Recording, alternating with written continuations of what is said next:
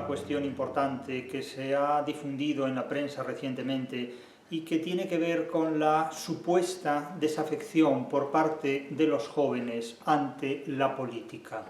Algunos medios de comunicación han publicado recientemente informes sobre la actitud de los jóvenes ante la política actual. Claro, en primer lugar hay que preguntarse qué es lo que se entiende por jóvenes y por qué focalizan en los llamados jóvenes una supuesta desafección hacia la política. Concretamente, el titular de la noticia o de la publicación del reportaje periodístico al que me refiero dice literalmente: la desafección política se extiende entre los jóvenes, y entre comillas se dice, se sienten engañados. Claro, esto ya es enormemente revelador, enormemente sintomático. Ya entro, como siempre que hago algún tipo de interpretación sobre hechos que se publican en la prensa, ya advierto que no entro a discutir el trabajo de la persona que, como periodista, publica la información. Me parece un trabajo muy estimable, muy respetable, del que da cuenta la persona firmante, y aquí no entro en absoluto a discutir la profesionalidad del periodista. Simplemente voy a hacer una serie de interpretaciones que tienen que ver con el contenido de la publicación y que, insisto, responde esta publicación al título de «La desafección política se extiende entre los jóvenes» y, entre comillas, se dice «se sienten engañados». Bien, vamos a analizar esto, vamos a analizar estos hechos, así como la forma en la que estos hechos se comunican. La cuestión «se sienten engañados» ya es de por sí muy reveladora, porque podría decirse «se saben engañados», es decir, son conscientes de que están engañados, pero no, se limita la percepción a un sentimiento, se sienten engañados. No se dice «se saben engañados», son conscientes de que han sido engañados o de que están engañados. Es que no es lo mismo saberse engañado que sentirse engañado, son cosas completamente diferentes.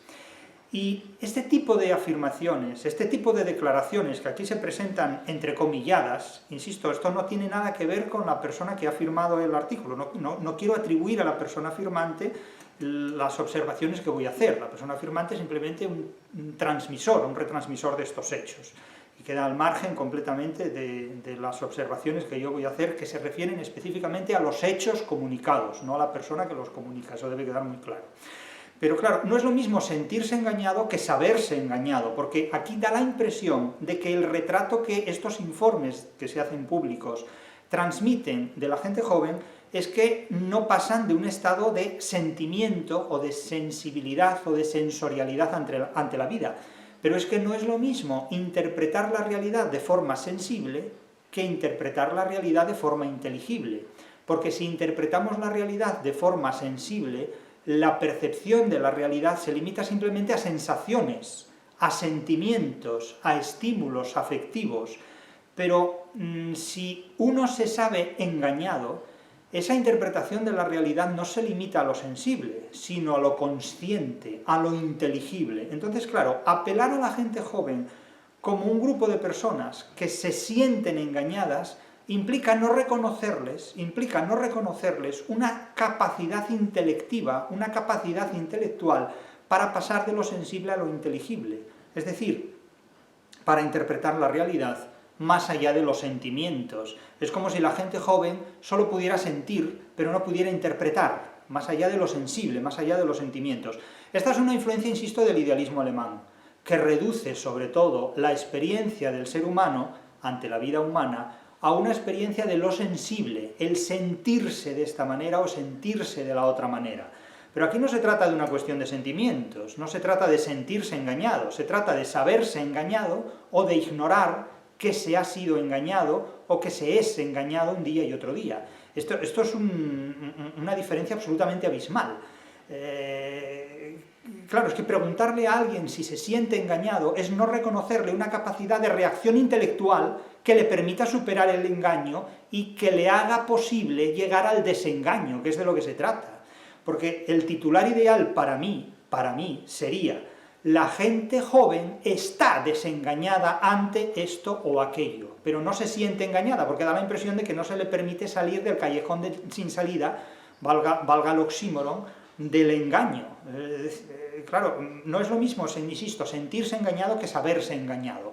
Entonces, da la impresión de que a los adultos les gusta mucho tener a los jóvenes en una especie de pecera donde ellos puedan jugar con estos jóvenes y con sus sentimientos.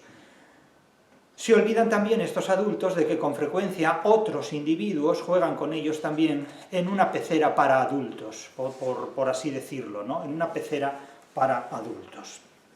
Claro, en un subtitular se advierte: la confianza de los adolescentes en el gobierno con mayúsculas, cae del 62% de 2009 al 44% de ahora.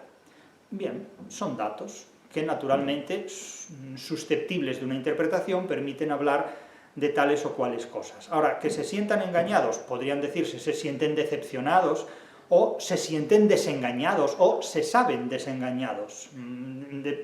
Es que las palabras determinan absolutamente la interpretación que demos a nuestra implicación y a nuestra capacidad de reacción ante la realidad.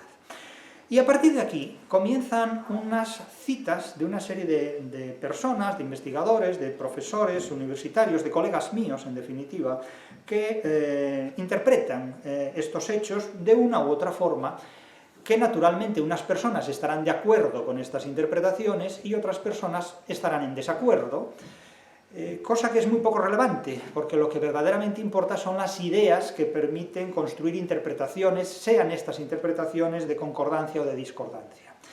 Voy a citar a estas referencias, pero sin mencionar nombres.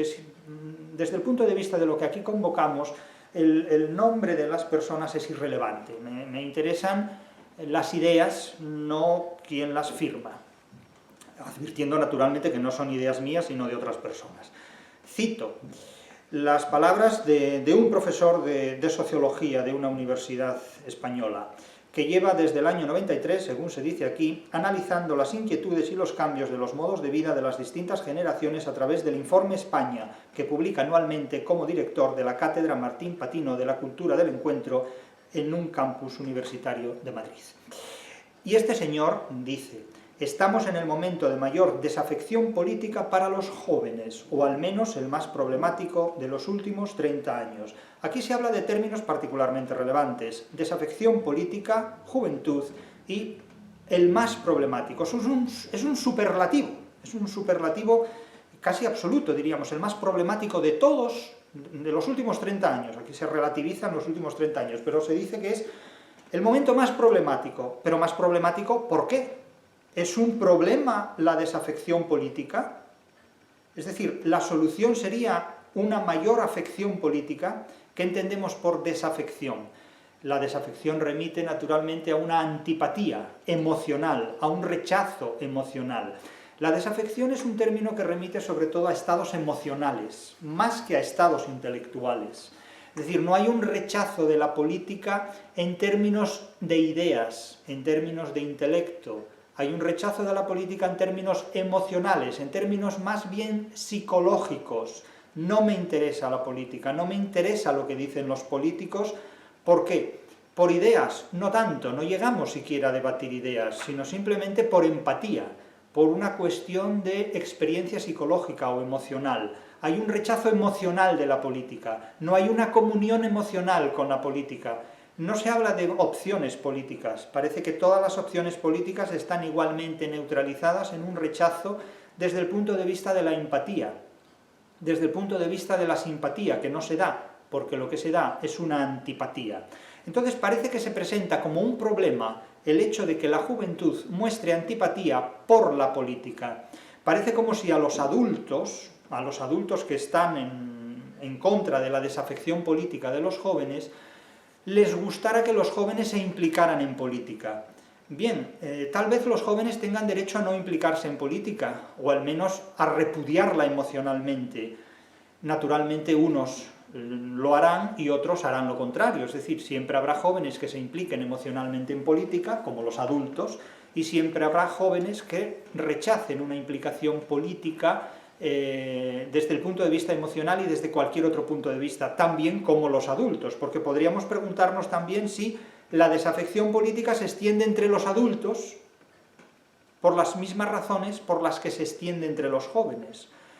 Y habría que preguntarse si los adultos se sienten engañados, porque claro, si uno se siente engañado con 60 años, habría que preguntarse qué fue lo que hizo durante los 59 años precedentes. Porque claro, vivir 59 años engañado es como aquel personaje de Molière que hablaba en prosa sin saberlo porque pensaba que hablaba en verso permanentemente, ¿no? Como Don Quijote, cuando al salir de la venta y le dicen que tiene que pagar su alojamiento, dice, pues yo pensé que vivía en un castillo, no en una venta, y los caballeros andantes estamos exentos de pagar el alojamiento en las ventas y en las posadas, por lo tanto vaya usted a pedir cuentas al maestro armero porque yo no le pago, ¿no? Simplemente porque yo lo valgo, porque yo soy caballero andante. Entonces, claro, mucho cuidado con vivir 50 años engañado, ¿no? Porque también a lo mejor la responsabilidad es del engañado más que del engañador. Bien, pero estos hechos son los que se ponen sobre la mesa y se ve como problemático que los jóvenes muestren no escepticismo, sino desafección, falta de empatía, falta de conexión con la política. Y incluso se llega a plantear que esta falta de empatía con la política tiene como culpables a los jóvenes, porque deberían empatizar con la política que se les ofrece. Y sin embargo, al no empatizar, en lugar de ser culpables los políticos, la culpa la tienen los jóvenes. Eso es como cuando alguien elabora una teoría para explicar la realidad y la realidad desmiente su teoría. Y entonces le echa la culpa a la realidad, porque claro, su teoría no puede fallar. Y dirán ustedes, esto es absurdo. Esto será absurdo, pero las teorías formalistas de interpretación, tanto de la literatura como de cualquier otra cosa, funcionaron así durante más de 100 años, durante todo el siglo XX. De tal manera que si algo fallaba, la culpa la tenía la realidad, ¿no? Es como si un médico da un diagnóstico a un paciente, y si el paciente reacciona de manera equivocada al diagnóstico, la culpa la tiene el paciente, no la tiene el médico que diagnostica esa solución. Pues aquí de alguna manera parece que ocurre lo mismo, es decir, usted tiene que simpatizar con la política, y si no lo hace, la culpa la tiene usted, porque la política está hecha para que usted simpatice con ella. Entonces, claro, parece que la política no admite que de ninguna manera alguien no pueda resultarle simpático a ella. Es decir, que si yo establezco una determinada forma de hacer política, hablo de política, no de ideologías, es decir, de un marco político en el que caben ideologías diferentes, plurales e incluso contradictorias entre sí. Es decir, es que si a usted no le gusta ninguna de las ideologías que yo le ofrezco, la culpa la tiene usted, porque donde elegir tiene. Entonces usted es una persona de alguna manera amargada, fracasada y frustrada, que no se deja seducir, que no empatiza con un sistema político que tiene un amplio repertorio de ideologías para que usted muerda el anzuelo que cada una de ellas le ofrece, ¿no? Lo de morder el anzuelo es tal vez una forma de pensar de algunos de estos jóvenes que sienten desafección por la política que se les ofrece. Porque claro, una cosa es predicar y otra dar trigo. Una cosa es sentirse engañado y otra cosa es saberse engañado. Es probable que muchos de estos jóvenes, más que sentirse engañados, se saben ya engañados, y este descubrimiento del anzuelo, este descubrimiento de la añagaza, del cebo, de la falsificación de la promesa, irrite mucho a quienes, diseñadores del timo de la política, se ven descubiertos en su picaresca. Es posible que esto ocurra así. Pero prosigue el informe de estas personas que, insisto, constatan lo que hay. O sea, se trata de una serie de informes que constatan lo que hay. ¿Estos informes se pueden discutir? Naturalmente que se pueden discutir. Yo simplemente aquí los menciono. Y dice el artículo respecto a esta persona que mencionamos, este profesor de sociología, dice, basándose en su percepción personal a partir del análisis de 3 décadas de datos, este profesor no duda al afirmar que, cito, comillas, los años 80, es decir, la década de 1980, fue muy dura por el paro masivo y por el problema de la drogadicción, pero la incertidumbre es mayor hoy entre los jóvenes. Bueno, lo será en unos aspectos más que en otros. Eso todo es, en este punto sí que todo es bastante relativo. Y advierte este profesor que el 80% de los menores de 30 años no se siente, volvemos al verbo sentir, no se siente escuchado por los políticos. Bueno, yo no sé cómo se siente uno cuando lo escuchan los políticos. Yo no sé los políticos a quién escuchan. Pues no tengo relación con ellos, de la misma manera que no tengo relación con los espíritus tampoco, ni contrato a mediums para comunicarme con el más allá, y a veces la política parece que está más allá incluso que el más allá, ¿no? Porque claro, cuando uno quiere resolver políticamente un problema, se encuentra con muchísimas trabas.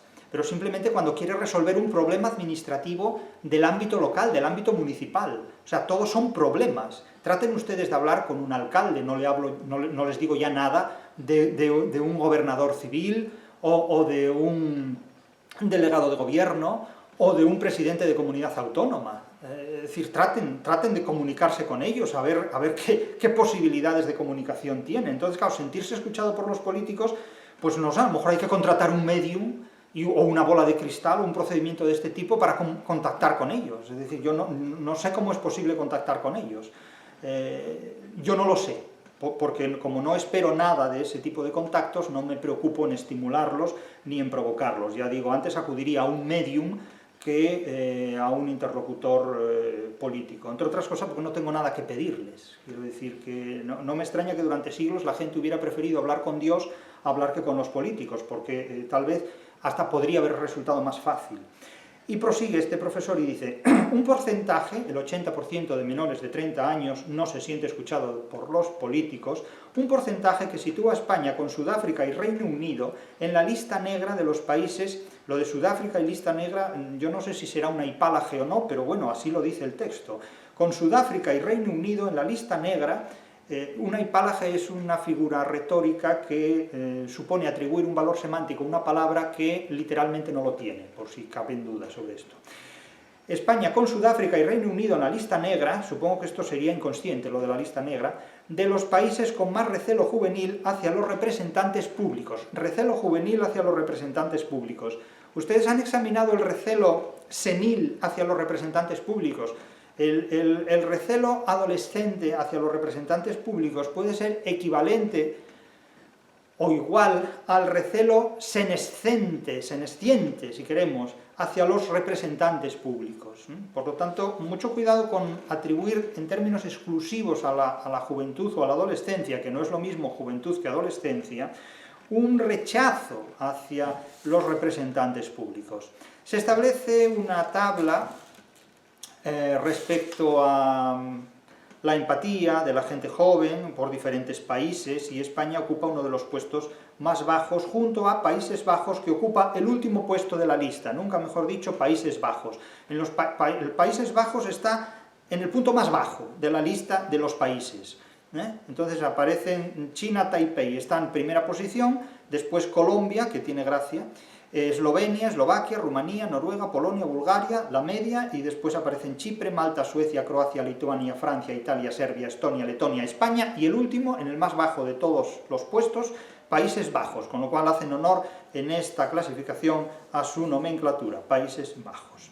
Prosigue el informe y dice, esta cifra se refuerza con las conclusiones del Estudio Internacional sobre Educación Cívica y Ciudadana, ICCS, en sus siglas en inglés, que la Asociación Internacional para la Evaluación del Rendimiento Educativo publicó el pasado martes.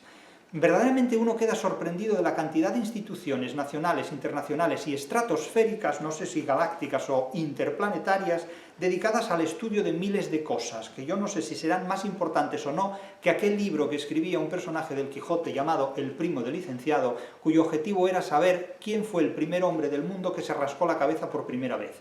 Y llegaron a la conclusión de que había sido Adán, por un silogismo puro. Si Adán fue el primer hombre del mundo, probablemente alguna vez se rascó la cabeza. Bueno, pues aquí lo mismo, tantas instituciones para llegar a la conclusión de que la gente joven siente desafección por la política. Bastaría que hablaran con la gente joven, pero claro, yo no sé si hablan o no con la gente joven. La investigación, dice el reportaje, revela que el porcentaje de alumnos españoles de 14 años que confían, claro, el porcentaje singular, que confían es plural, aquí hay un pluraliam ad tantum, es decir, lo correcto, pero bueno, esto es una errata y todos cometemos erratas, y yo el primero, que conste, o sea que por tanto no se trata aquí de andar haciendo objeciones, sino simplemente de advertirlas.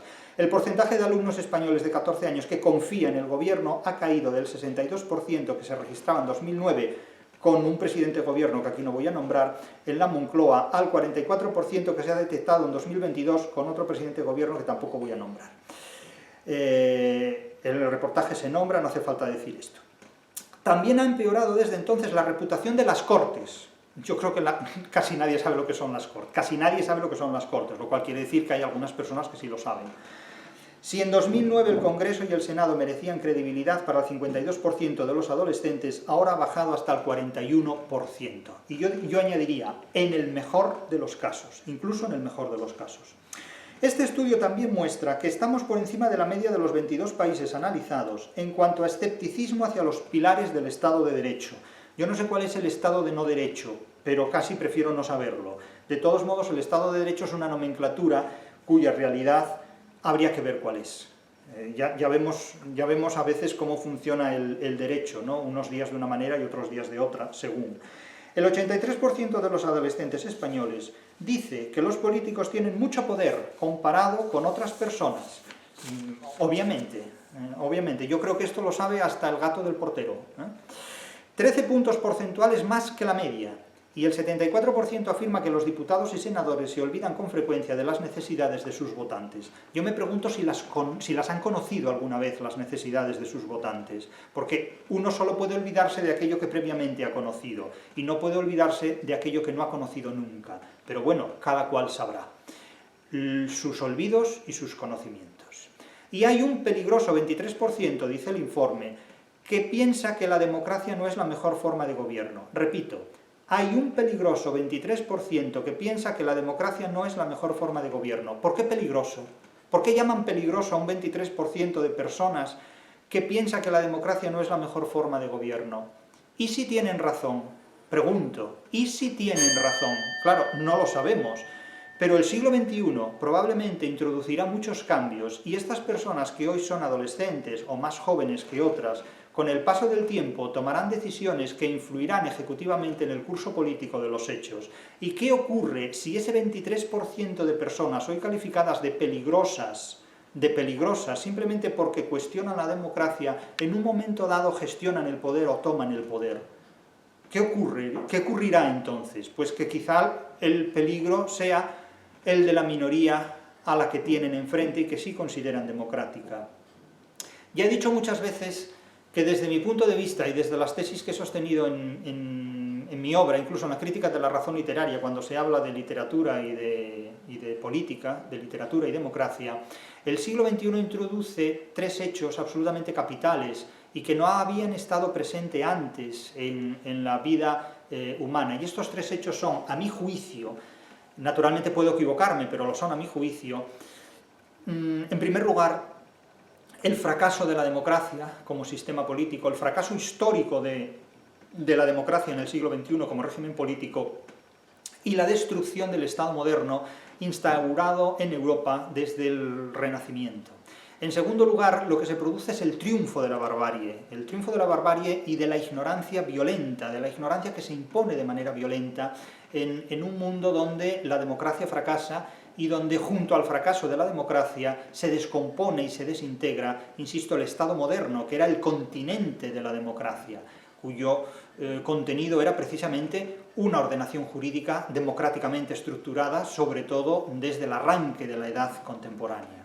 Y en tercer lugar, lo que se produce en este siglo XXI es una deshumanización del hombre, es una deshumanización de la humanidad, es una deshumanización del ser humano cuya vida, analógicamente desarrollada hasta el presente, se reemplaza por una forma de vida completamente digitalizada que deshumaniza el comportamiento humano hasta reducirlo a un proceso informático, estructural, que determina toda la vida humana en todos los aspectos. Es decir, la gente ya no se relaciona a título personal, sino que se relaciona internauticamente. Los amigos entre comillas, son virtuales, están en internet, en redes sociales. Las relaciones humanas se enfrían completamente desde todos los puntos de vista. Los seres humanos hablan con personas desconocidas, hablan con gente a la que no conocen, quebrantando uno de los principios básicos de la comunicación paternofilial o maternofilial, que era no hables con desconocidos, es decir, no te comuniques con personas a las que no conoces, cuando hoy día la norma es hablar con desconocidos completamente y ofrecer digamos, a gente absolutamente desconocida, cuestiones decisivas de la propia vida. Estos tres hechos, el fracaso de la democracia y la desintegración del Estado moderno, el triunfo de la barbarie y de la ignorancia violenta, y la deshumanización del ser humano en el siglo XX, en el reemplazo de la vida analógica, de la vida natural, por así decirlo, por una digitalización de la experiencia humana que destruye absolutamente valores esenciales del ser humano, es algo que determinará la vida de estos hoy jóvenes, hoy adolescentes. Ahora bien, ¿cómo se superan estas situaciones? ¿Cómo se superan estas circunstancias? Esto el tiempo lo va a decir. Yo no tengo la solución.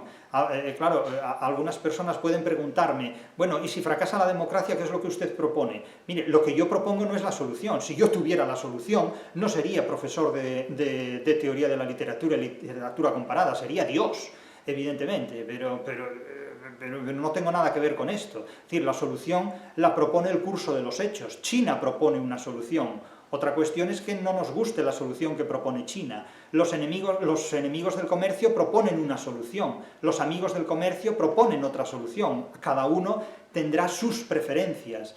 Pero lo que sí es cierto es que cuando hablamos de democracia utilizamos una palabra que está hipersemantizada, es decir, es una palabra que tiene muchos contenidos semánticos, casi todos ellos incompatibles entre sí, porque al hablar de democracia, hablamos de la democracia ateniense, que sería absolutamente incompatible con la edad contemporánea en todos los sentidos. Cuando hablamos de democracia, hablamos de la democracia estadounidense del siglo XVIII, que era una democracia fundamentada en el esclavismo, en la tortura masiva de seres humanos que por simplemente tener su piel de color negro eran considerados como bestias de trabajo. Es decir, cuando hablamos de democracia, tenemos que determinar y que objetivar qué sentido damos a la democracia de la que hablamos, porque no podemos decir, es que estamos en contra de la democracia. ¿De qué democracia? Claro, es como si le preguntan a uno, ¿está usted en contra de la física? ¿Está usted en contra de la química? Pues claro, es que hay química cuántica o física cuántica, química organometálica, química orgánica, es decir, es que hay muchas formas de ejercer la química. Claro, ¿está usted en contra de la teoría de la literatura? ¿De qué teoría de la literatura me habla? ¿Está usted en contra de la música? Claro, es que, ¿de qué música? ¿De la de Mahler, de la de Bach, de la de Vivaldi, del pop, si es que eso es música? Claro, no podemos hacer una enmienda a la totalidad sin entrar a examinar las diferentes contradicciones que dentro de una misma palabra encierran la multiplicidad de sus valores semánticos. Es decir, cuando hablamos de democracia, ¿qué sentido le damos a la democracia? ¿Qué interpretación hacemos de la democracia? ¿Y cómo articulamos esa democracia? Porque países democráticos hay muchos, pero no todos funcionan del mismo modo. El derecho en el mundo anglosajón es muy diferente al derecho en el mundo no anglosajón, en el mundo hispano, en el mundo de tradición hispano-grecolatina. El concepto de derecho es muy diferente en unos y otros países, y en unos y en otros países hay democracia, pero no ejecutada, no interpretada del mismo modo. Entonces, claro, hay muchas formas de hablar de democracia y de entender la democracia. Por lo tanto, no podemos considerar a alguien enemigo de la democracia sin antes precisar qué sentido de democracia damos a los términos que usamos en ese punto. Entonces se hace de nuevo una tabla de confianza en las instituciones y se ofrece, digamos, la estadística que la gente joven, los adolescentes, estudiantes, dicen de 14 años, atribuyen al gobierno, al parlamento, a los tribunales de justicia, a los medios de comunicación llamados tradicionales. Excluye a los medios de comunicación no tradicionales. Suponemos que son los que han irrumpido en los últimos años, no en los que llevan décadas funcionando. Y después esta persona, que se toma como referencia fundamental del informe, advierte que, y cito el artículo periodístico, esta afección de los jóvenes, que corre en paralelo a la de los adultos, ahora aparecen los adultos, es decir, hasta ahora no habían hecho explícita aparición, ahora aparecen. Esta desafección de los jóvenes que corre en paralelo a la de los adultos y a un proceso de polarización de la sociedad puede explicarse por tres causas, según este profesor de sociología, que se toma como referencia del informe. Estas tres causas del profesor de sociología, a mi juicio, pueden interpretarse, yo las voy a mencionar aquí, pero ya a mi juicio adelanto que pueden interpretarse como tres fracasos, causados por tres fracasos, es decir, el fracaso de la democracia, el fracaso de la justicia y el fracaso de la educación. Este profesor lo explica del modo siguiente, pero para mí es el fracaso de la democracia, el fracaso de la justicia y el fracaso de la educación. Imagínense ustedes qué juventud tiene que ser aquella que se abre camino cuando tiene enfrente estos tres fracasos: el fracaso de la democracia, que han construido supuestamente para ella, el fracaso de la justicia, en la que no puede confiar, y el fracaso de la educación, en la que no puede apoyarse porque es una educación que le conduce al fracaso, es una justicia que conduce al fracaso y es una democracia que conduce al fracaso. Entonces, ¿dónde está la puerta de salida? ¿Dónde los adolescentes o dónde los jóvenes tienen una puerta de salida? Si la democracia les conduce al fracaso, según ellos, según su forma de pensar, si la justicia les conduce al fracaso porque no pueden confiar en ella, porque no les soluciona los problemas, si hay un conflicto jurídico, la justicia no va a sentenciar a su favor. Y la educación ya ha sentenciado en su contra, porque les proporcionan una educación que está por debajo de las exigencias de la vida a la que se tienen que enfrentar. Entonces, claro, la educación es insuficiente por sistema, cuando el sistema educativo ofrece a los jóvenes una educación, unos conocimientos, una instrucción que están por debajo de las exigencias de la vida a la que estos chavales se tienen que enfrentar. ¿Y qué se creen ustedes? ¿Que los chavales no se dan cuenta? Si creen que no se dan cuenta son unos ingenuos, porque los chavales sí se dan cuenta de que los timan. No es que se sientan engañados, como dice el titular, es que se saben engañados. ¿Cuál es la reacción ante el engaño? El desengaño. Y cuando estos chavales actúen desde el punto de vista de la reacción a un engaño, es decir, tomen posiciones desde el desengaño, entonces sabremos de forma original cuál es su contribución. Porque muchos de estos chavales hasta el momento no han demostrado todavía, porque no han tenido ocasión o porque no se les ha permitido, lo que son capaces de hacer con el conocimiento que han recibido, lo que son capaces de hacer con el conocimiento que se les ha impedido recibir, es decir, el que se les ha ocultado, y qué son capaces de hacer con el conocimiento que desde el punto de vista propio y original puedan llegar a desarrollar. Y no me vale que me digan que son incapaces de desarrollar conocimientos, porque la supervivencia humana exige siempre desarrollar formas de inteligencia que de otro modo no se desarrollarían. Y ya veremos a ver en este punto qué es lo que depara el futuro, porque no todos los jóvenes son iguales, del mismo modo que no todos los adultos son tampoco iguales entre sí. Entonces, vamos al primero de estos fracasos que señala este profesor, este colega mío. Dice, la primera causa de este fracaso es el fracaso de las propuestas de regeneración del movimiento 15M, bueno, todas estas cosas, derivaron en los mismos modos de funcionamiento de los partidos tradicionales y eso llevó a los jóvenes a tener la sensación de que otra vez se volvía a caer en lo mismo, al tiempo que se extendía la idea, sobre todo en los últimos años, de que la política era más una confrontación partidista que un intento por buscar el bien común. Bueno, pues bienvenidos al desengaño, esto se llama el desengaño, pero esto no es sentirse engañado, esto es saberse engañado. Saberse engañado, ser consciente de que uno ha sido engañado. Y por tanto, salir del engaño para situarse en el desengaño. La segunda razón que da este profesor es lo que yo llamaría el fracaso de la justicia. Si el primero es el fracaso de la democracia, es decir, el fracaso de un régimen político, un sistema político, el segundo es el fracaso de la justicia. Claro, cuando fracasa la justicia, fracasa la democracia, porque la democracia fracasa donde termina la libertad. Y la libertad termina donde la justicia no funciona. Donde la justicia es desigual para todos, donde la justicia es arbitraria, donde uno puede hacer cosas que resultan impunes frente a las que puedan hacer otros. El pacto intergeneracional sobre el que se asienta el funcionamiento del sistema social y político está desequilibrado. Yo no sé cuál es el pacto intergeneracional. Conmigo no ha pactado ninguna generación absolutamente nada. Mi generación ha tenido que abrirse camino a puñetazos frente a la generación de 1950, que fue la generación, la de 1950, que cuando la mía irrumpió en los mercados laborales y en las opciones a puestos de trabajo, había copado absolutamente todo y con unas pretensiones totalitarias. Es decir, lo tenía todo cercado, lo tenía todo copado. Esta generación, que hoy día ya pues tiene sus 73, 74 años, fue la generación que tuvo más posibilidades en la historia de España. Para ella el monte era plenamente orégano, lo pudo hacer absolutamente todo. Y de hecho, cuando mi generación, la nacida a finales de los años 60, principios de los 70, se encontró con las posibilidades de optar al mercado laboral, se encontró con las cenizas. Los que vinieron después ya no encontraron ni siquiera las cenizas. Por lo tanto, su capacidad de reacción ante la democracia tuvo que ser, o tiene que ser, o tendrá que ser muy diferente a la que han podido tener los fundadores, digamos, o los patrocinadores de esta democracia. Por lo tanto, naturalmente, este pacto intergeneracional yo no lo conocí, conmigo no ha pactado nadie.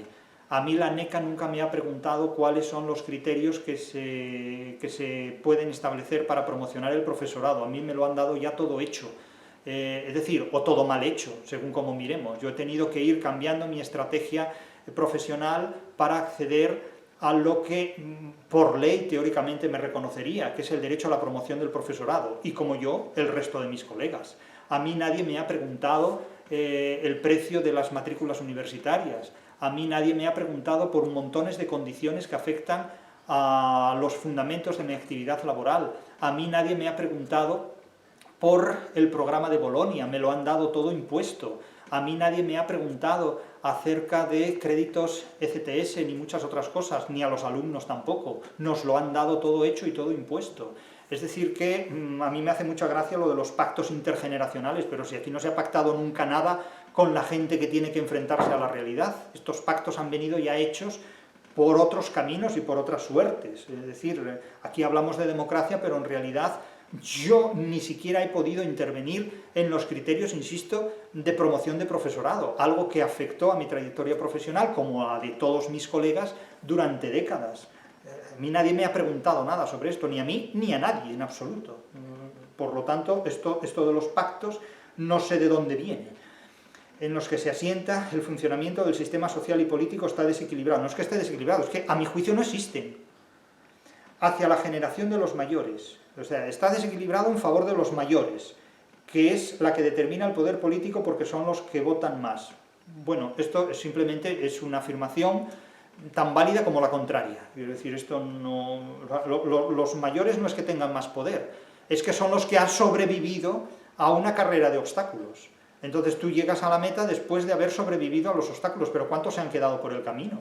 Es decir, yo podría mencionar infinidad de colegas que han fracasado en sus objetivos a lo largo de su trayectoria profesional, pero que han fracasado en sus objetivos incluso sin poder conseguirlos antes de la jubilación, porque la jubilación les ha llegado mucho antes de que pudieran conseguir nada, absolutamente. Y luego tenemos esos otros colegas que cuando tienen 80 años dicen que se van a jubilar, por ejemplo, o a los 70, ¿no? y que ahora van a tener más libertad para poder hacer lo que les guste. Y para decir, ¿y te has pasado 70 años haciendo lo que no te gustaba? Desde luego, qué dolor. Madre mía, tener que esperar a la jubilación para poder hacer lo que a uno le guste, ¿no? Pues es realmente sorprendente, menuda vida de disgustos en realidad para esos casos. Es decir, has necesitado 70 años, has necesitado consumir 70 años de vida para empezar a hacer lo que te guste a los 70 años. Pues qué gustos son los que se pueden satisfacer con 70 años, madre mía, estamos apañados. Menuda adolescencia y menuda juventud virginalmente intactas para no satisfacerlas, pero bueno, ellos sabrán de qué hablan. El caso es que este segundo fracaso, que remite al fracaso de la justicia, lo veo débilmente argumentado, muy débilmente argumentado, fácil de discutir, pero naturalmente, en fin, no podemos agotar la argumentación simplemente en la declaración que yo hago aquí. Por lo tanto, no podemos adoptar una actitud dogmática en absoluto ante las argumentaciones que aducen otras personas, eso debe quedar muy claro. Ahora bien, se pregunta en este informe también, ¿qué hacen las administraciones públicas para ayudar a los jóvenes en la integración a la vida adulta? Bueno, pues no hacen nada, pero ¿qué han hecho siempre? ¿Qué han hecho nunca? Es decir, ¿qué ha hecho el siglo de oro por ayudar a Lazarillo a integrarse en el mundo? Pues simplemente pactar con él el adulterio de su mujer, a cambio del cual el Lazarillo come. Quiero decir que si esperamos que la administración pública resuelva nuestros problemas vitales, acabaremos fracasando. O sea, no podemos quedarnos de brazos cruzados esperando a que el prójimo resuelva nuestros problemas, porque no lo va a hacer. No lo va a hacer. La precariedad creciente, la inestabilidad y la tremenda incertidumbre que sufren los jóvenes, unida al coste de la inasumible vivienda, hacen que muchos jóvenes piensen que la política no sirve para nada. Y les damos razones para que piensen lo contrario. ¿Y qué hacemos de los adultos? ¿Qué hacemos de las personas que con 50 y tantos años pierden su trabajo y no lo encuentran? Es decir, para ellos no existe ni siquiera el consuelo de la juventud ni de la adolescencia. Es decir, los jóvenes tienen problemas específicos y particulares, las mujeres también, los hombres también, aunque estos últimos problemas se silencian con mucha frecuencia porque son menos publicitarios. Pero la vida humana está llena de problemas constantes y cada uno se queja donde le duele si tiene alguien que lo escuche, porque en muchos casos las quejas no sirven absolutamente de nada, salvo que se puedan traducir en lemas propagandísticos que mercantilmente se puedan rentabilizar desde un punto de vista político. Pero en otros terrenos, ¿qué es lo que se puede hacer por sobrevivir?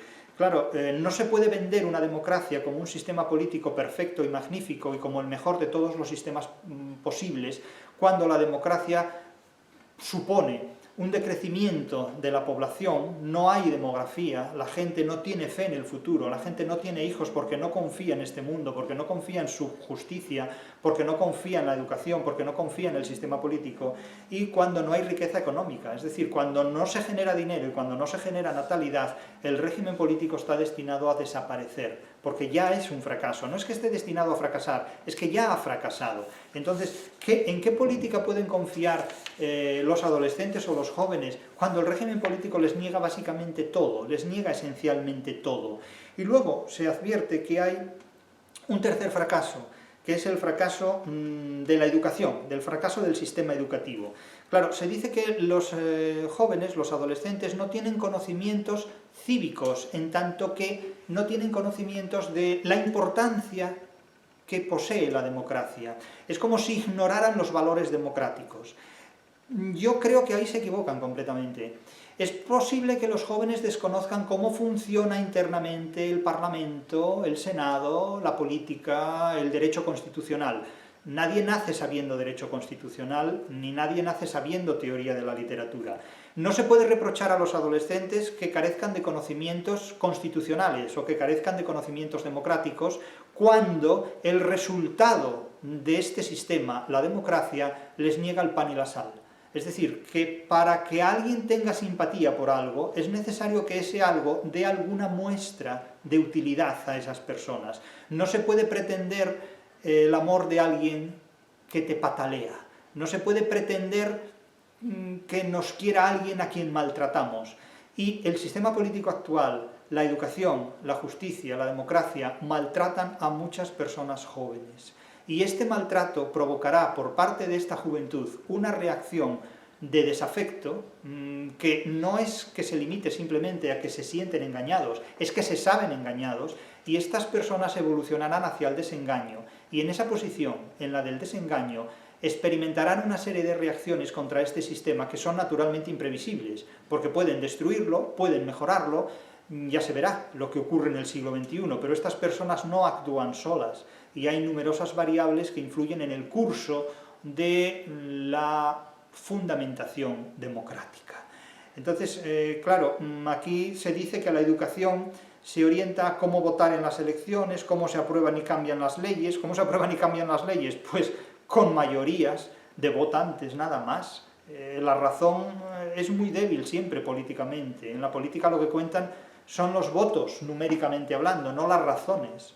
¿Cómo proteger el medio ambiente? Pues imagínense ustedes, el medio ambiente aquí ahora es la preocupación de los jóvenes cuando no tienen que comer y no tienen en qué trabajar, ¿vale?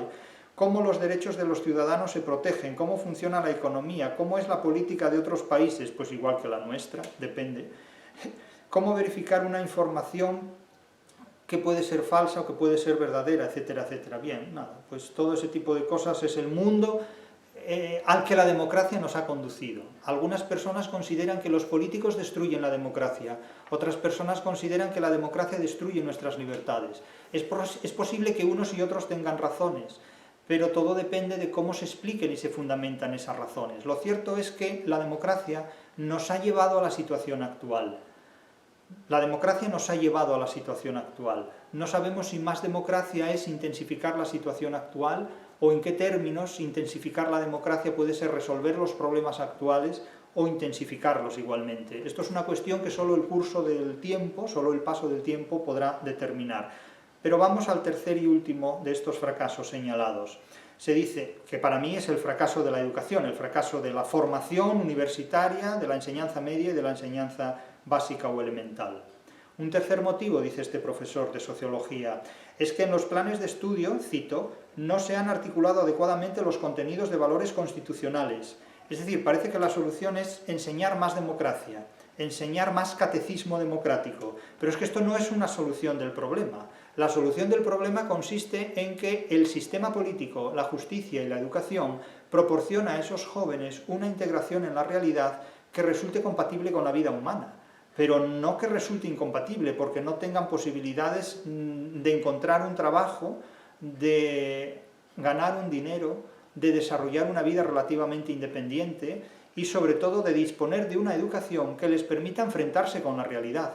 Es que a la gente joven se les da una educación, que es incompatible con la realidad ante la que se tienen que enfrentar. Es una educación completamente ideal, es una educación destinada a hacerles fracasar y a engañarlos completamente, en lugar de darles una educación que proporcione un desengaño y que les capacite para resolver los problemas con los que se van a enfrentar en la vida. Claro, el instituto el ICCS del que hablábamos antes, revela que los alumnos españoles aprenden mucho sobre medio ambiente, igualdad de género o inmigración, pero solo el 34% recibe formación en leyes y apenas el 15% sabe cómo se constituye una candidatura electoral. Y la mayor parte no saben lo que es un soneto, y la mayor parte no han leído el Quijote, y la mayor parte no saben quién fue Garcilaso de la Vega, y la mayor parte no saben leer un texto literario. Entonces, ¿ustedes qué quieren formar? ¿Alumnos en Derecho?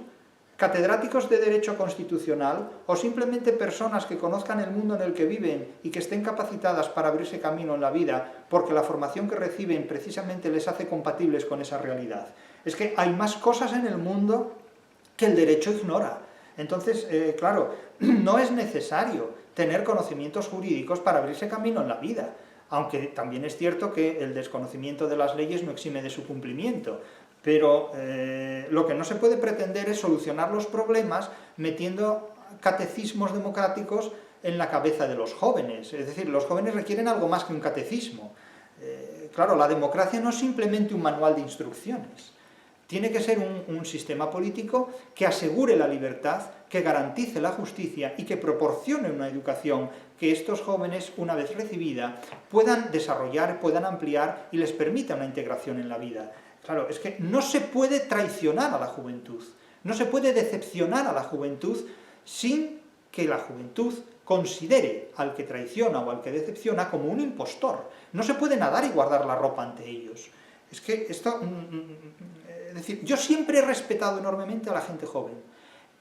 He escrito libros y he grabado vídeos precisamente pensando en ellos y pensando en lo que estas personas jóvenes pueden aprender de lo que yo diga, no tanto para que mejoren su vida, sino para que simplemente interpreten lo que digo y hagan con ello lo que quieran. Y unos hacen memes y otros hacen tesis doctorales.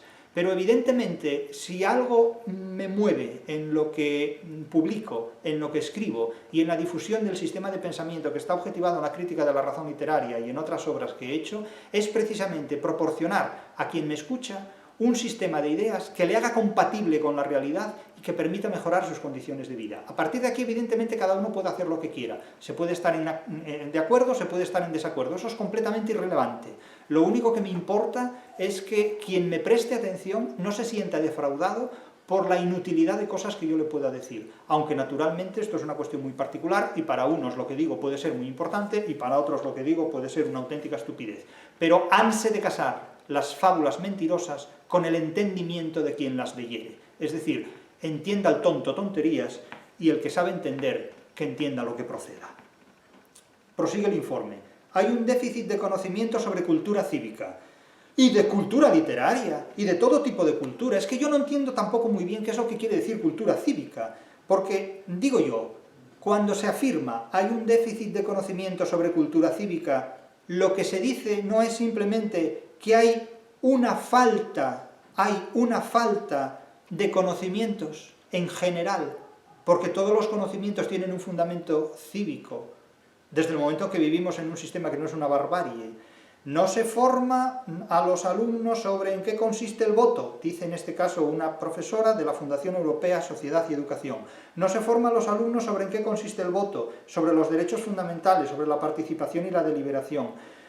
Pero es que hay algo más que esa formación teórica. Los alumnos saben, por los efectos y por las consecuencias que tienen estos hechos, para qué sirve el voto y en qué consiste el voto. Y muchos de ellos dirán, no sirve para nada. Es decir, no tiene sentido que a los alumnos se les diga teóricamente qué es la democracia, cuando ellos tienen delante una democracia que no satisface porque no responde a las exigencias de la vida a la que se tienen que enfrentar. Es que a mí me hace mucha gracia cuando alguien habla de la democracia y empieza a citar a Aristóteles, a Platón, a Montesquieu, a Voltaire y a la madre que parió a toda esta corte de filósofos, que me parecen muy bien todos ellos, me parecen muy interesantes y muy necesarios para elaborar una historia de los derechos, pero eso no resuelve el problema de encontrar un trabajo, mantenerse en el trabajo, hacer frente a una economía doméstica y legitimar unos derechos actuales. Es decir, no negamos la importancia de todos estos antecedentes, pero la teoría de la democracia no puede suplantar la realidad de la democracia. Es que estos chavales no necesitan que les expliquen lo que es la democracia porque ya la viven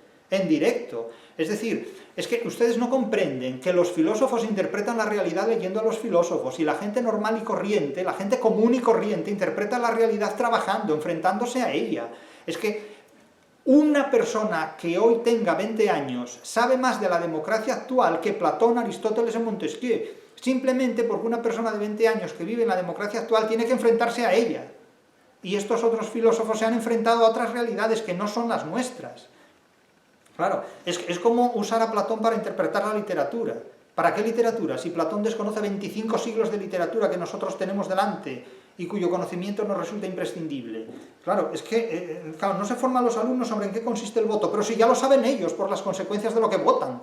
No les sirve, ellos piensan que el voto no les sirve para nada. Traten ustedes de convencerles de lo contrario.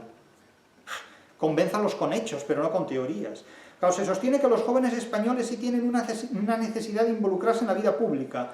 Pues obviamente, porque son animales políticos, todos somos animales políticos, como se ve en el aumento de su participación en actividades de voluntariado. Mucho cuidado con el voluntariado, porque el voluntariado puede ser, vamos a ponerlo como dubitativo, puede ser una forma de esclavitud consentida.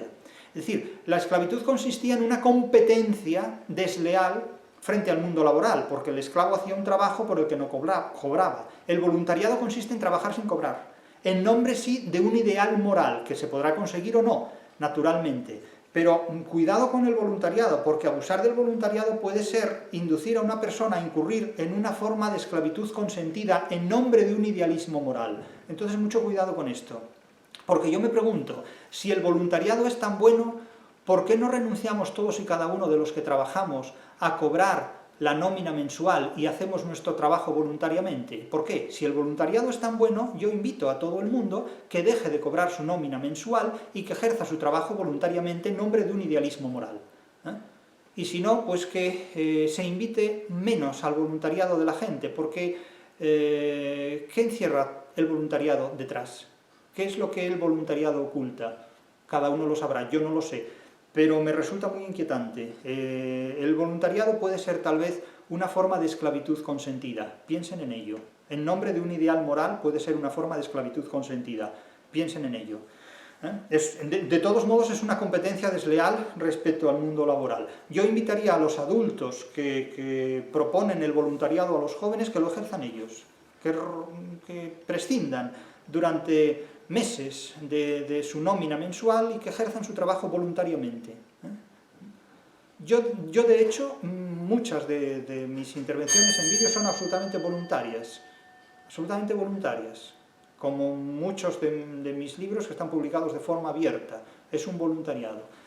De manera que en ese punto predico con el ejemplo. Cuidado con el voluntariado. Pero esa necesidad no la canalizan a través de la participación política, sino, por ejemplo, a través del deporte. Bueno, a través del deporte, o cuidando a sus abuelos, o cuidando a sus padres, o cuidando a sus hermanos. No sabemos lo que hay detrás de la vida de cada una de estas personas. Cada persona tiene detrás de su vida una particularidad, una historia, una biografía y una casuística que no siempre es susceptible de propaganda. Por lo tanto, cuidado con esto, en este punto. Entonces, 8 de cada 10 adolescentes españoles participan en un equipo deportivo y apenas el 8% está afiliado a organizaciones juveniles o a un partido o sindicato. Bien, ¿este dato qué significa? Que hay más adolescentes que prestan atención al deporte que a la política. Bien, es un dato que las organizaciones políticas pueden utilizar para decir hay que intervenir en las agrupaciones deportivas para politizarlas y de esta manera atraer la atención de los chavales que prestan más interés por el deporte que por la política. Por lo tanto, politicemos el deporte. y ya está resuelto. Esto es así de simple. Y luego, bueno, pues otra persona, la que se menciona aquí, otro profesor de Derecho de una universidad, advierte que los alumnos llegan muy mal preparados en conocimiento de la Constitución o de las instituciones democráticas. Puede que sí o puede que no. Puede que lleguen muy mal preparados desde el punto de vista del conocimiento teórico, pero seguramente desde el punto de vista de las consecuencias prácticas de lo que la Constitución les ha dado, llegan mejor preparados de lo que los adultos creen o de lo que los adultos quisieran. Salvo que en su casa hablen de estas cosas, dice el profesor, no saben nada del Estado de Derecho. Sí lo saben, saben las consecuencias que tiene su vida en un Estado de Derecho donde les resulta muy difícil alcanzar los objetivos que las generaciones anteriores sí consiguieron en mejores condiciones que ellos. Esta es otra forma de conocimiento. Quizá no tienen el conocimiento teórico, pero tienen el conocimiento práctico. El conocimiento práctico que nadie les ha preguntado si desean o no recibir, sino que simplemente se les ha impuesto. Por lo tanto, aquí, a mi juicio, debe haber una atención por parte de los adultos a la hora de informar y de adoctrinar en el sentido de dotar de una doctrina, no de dotar de una ideología, es decir, de formar, de dar una formación, insisto, no ideológica. Quizá el adoctrinar no es la palabra más adecuada porque es susceptible de malas interpretaciones o de interpretaciones que no son las que yo pretendo dar aquí, sino simplemente de dotar de un conocimiento, de un sistema de conocimientos, de una doctrina científica, me refiero a una doctrina científica, la cabeza de una persona, para que esta educación, para que esta instrucción, para que esta doctrina académica le permita enfrentarse a la vida. Porque, insisto, el fracaso de la democracia enseña a los jóvenes una experiencia democrática con la que los adultos no cuentan, y probablemente con lo que los adultos no saben qué hacer cuando esta frustración ante la democracia de los jóvenes se manifieste en obras y resultados concretos. Y esto es un aspecto importante que introducirá en el curso de la historia más inmediata transformaciones para las que probablemente los adultos no están preparados. Hay un desencanto que nace de la sensación de ser engañados, no de la sensación de ser engañados, sino de la realidad de saberse engañado. Es decir, los jóvenes están mucho más allá que el ámbito de lo sensible, están ya en el ámbito de lo inteligible, es decir, no es que se sientan engañados, es que se saben engañados, y se saben engañados por determinadas entidades y por determinadas figuras en particular. Naturalmente no todos. Y dice, no todos, estamos de acuerdo, no todos, porque hay muchos que piensan que solo engañan los otros, los que ellos perciben subjetivamente como distintos a los suyos, subjetivamente u objetivamente, depende cómo.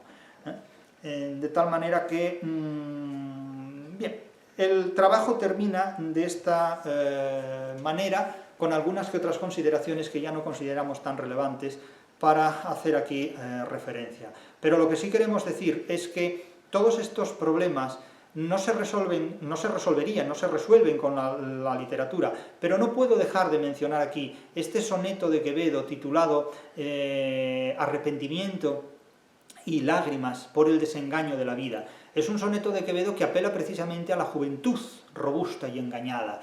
Es un soneto de Quevedo que hace referencia explícita al paso de la vida y cómo la reflexión del curso de la vida es enormemente importante para hacer frente a las incompatibilidades que formas equivocadas de pensamiento nos provocan para desembocar en un fracaso. El soneto, que es muy claro y no tiene desperdicio, dice: huye sin percibirse lento el día, y la hora, secreta y recatada, con silencio se acerca y despreciada, lleva tras sí la edad lozana mía. La vida nueva que en niñez ardía, la juventud robusta y engañada. Repito este verso porque es importantísimo, el segundo verso del segundo cuarteto. La juventud robusta y engañada, en el postrer invierno sepultada, yace entre negra sombra y nieve fría. No sentí resbalar mudos los años, hoy los lloro pasados y los veo, riendo de mis lágrimas y daños. Mi penitencia deba mi deseo, pues me deben la vida mis engaños, y espero el mal que paso y no le creo. Es decir, no le doy crédito, no le doy importancia porque de alguna manera, siendo compatible con la realidad, asumo estas circunstancias. Mi penitencia deba mi deseo, porque los deseos y los impulsos que tuve en la vida me hicieron pagar las consecuencias a ellas debidos. Pero en realidad la juventud robusta y engañada es el dedo en la llaga que pone este artículo periodístico, que precisamente porque me pareció digno de tener en cuenta, le he dedicado esta sesión, observando una serie de interpretaciones y de consideraciones que he hecho patentes en esta interpretación. Lo que sí está claro es que la literatura no engaña. La literatura desengaña enormemente al ser humano, y una formación íntegra del ser humano, una formación competente del ser humano, exige que se le enseñe al ser humano a ser capaz de interpretar textos literarios, porque en ellos podrá encontrar, en el marco de la ficción, respuestas operativas, competentes y eficaces para intervenir en la realidad. La literatura no engaña, la literatura desengaña. Frente a la política, que engaña para traicionar, la literatura desengaña para hacerte compatible con la realidad.